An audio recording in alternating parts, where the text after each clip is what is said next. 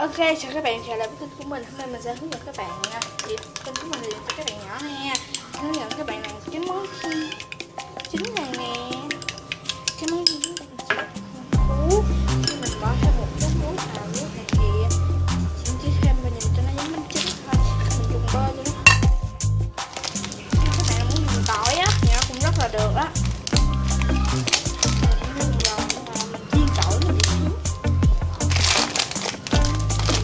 Cái gì mà có nước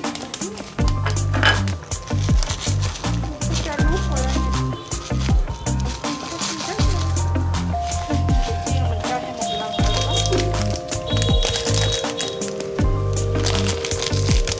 Bạn không ai để nó hỏi mình sử dụng phụ huynh của mình là cái gì, mình quay bằng ai bắt thì rồi mà mình nghe mình có trồn kê màu xanh, trồn kê passport các bạn có thể dùng được cho iPad luôn.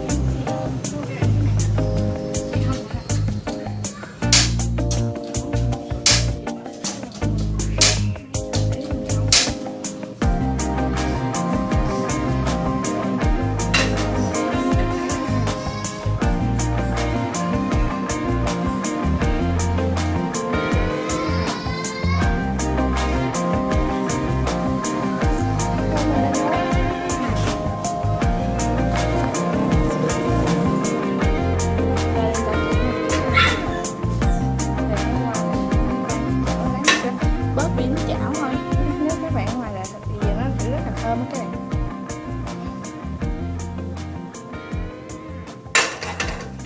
Để cho nó tan hết là chừng nào nó sôi lên mình bỏ vô là vừa đủ luôn rồi. Quay trở lại cái món trứng chiên nè. Thấy đều mình gì á thì mình thích ăn mấy cái loại trứng nè, nó ngon. Ok, mình sẽ để cái phần trứng này qua một bên luôn nha, để này cho nó dễ nó sẽ các bạn thấy gì này, các bạn chỉ là tuyệt đối thôi nha các bạn. Đồ lộn chỉ này đó. Sao con không mặc áo thun ba cho Đèn ten vậy là bơ của mình đã sôi rồi này các bạn. Sôi sụp rồi mình sẽ lan đều ra hết chảo. Okay.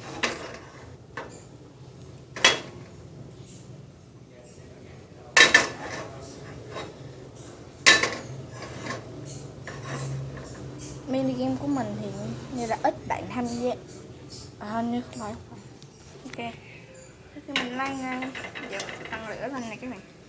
Coi nha, đây là cái đồ xay, mình sẽ xoay vậy nè, rồi nó sẽ giảm, sẽ tăng lên, tăng ít thôi, tăng nhiều lên như đây. Ok.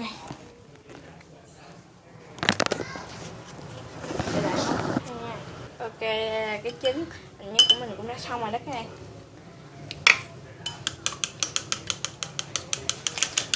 Hello các bạn, sẽ giới thiệu nguyên liệu nha.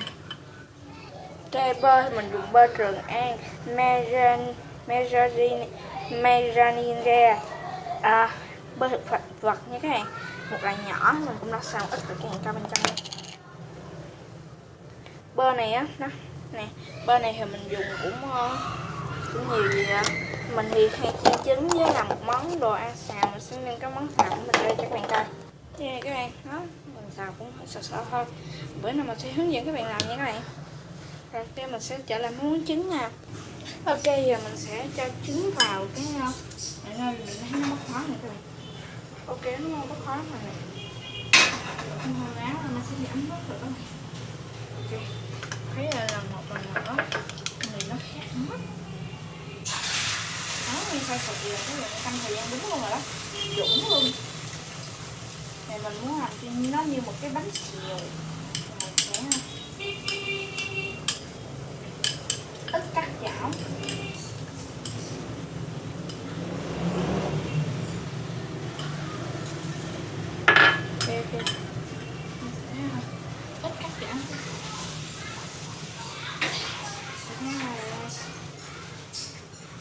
sẽ dùng một cái này.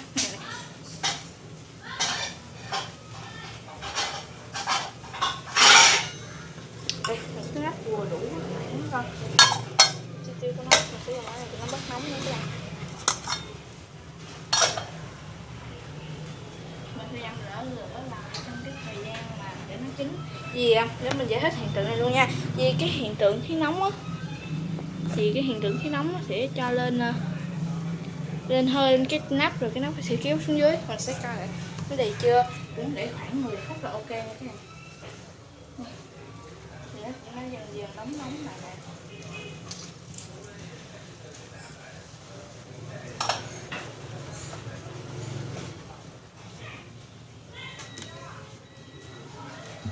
nè. Nè, mình sẽ cho các bạn coi cái trứng nha.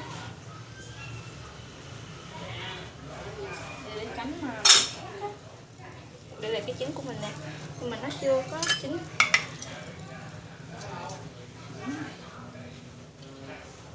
Mà mình còn có một cái nước quan trọng.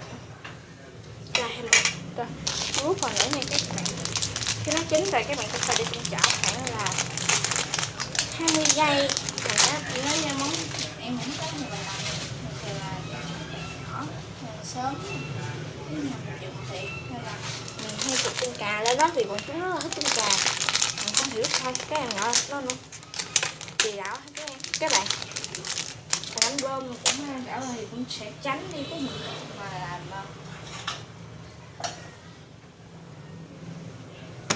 đây là cái lúc nhỏ mình sẽ lắp một cái đây là một cái tương cà chín hạt. Nhưng mình nghĩ cái này nó xong.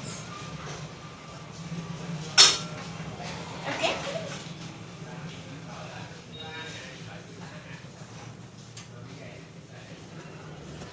Ok. Cái này coi nha, nó đã chín rồi nè. Mình sẽ xịt thêm một ít tương cà vậy nữa đây.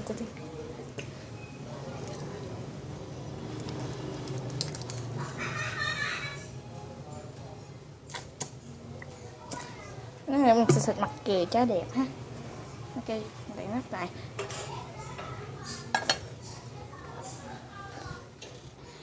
20 giây mình bắt đầu nha.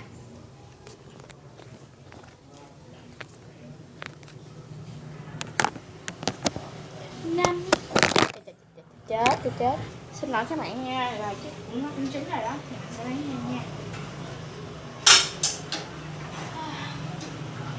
Ok, chín rồi đi, món cà chua, món là trứng cà chua, trứng tôm cà chua không ngon của chúng ta đi nè các bạn nhìn. Các bạn thấy số cà chua đang lăn đều trên chúng nó không? Hấp dẫn quá đúng không? Cho là dĩa còn hấp dẫn hơn nè. Ba hẳn những thiếu trứng cho ba hãy vào dĩa bếp cho ta nào. Ủa rồi mất tiêu rồi, xuất sắc ghê chưa. Rồi giờ nhưng mình thấy còn thiếu cái gì đó ta. À đúng rồi, cái muỗng đâu, cái muỗng đâu hả, đâu mất tiêu rồi ta. Má hãy vào dĩa trứng đó đi. Ok, xuất sắc luôn rồi. Giờ mình chỉ cần để cái trứng này vào lòng bàn thôi, mình để nha. Ok, hoàn thành xuất sắc. Thì cái món ăn hôm nay cũng là trứng chiên. Món ăn trứng chiên hôm nay của chúng ta cũng đã kết thúc rồi. Mình sẽ tổng kết lại nguyên liệu nha. Đầu tiên chính là các bạn cần mình sẽ đổ hết ra một hàng luôn nha.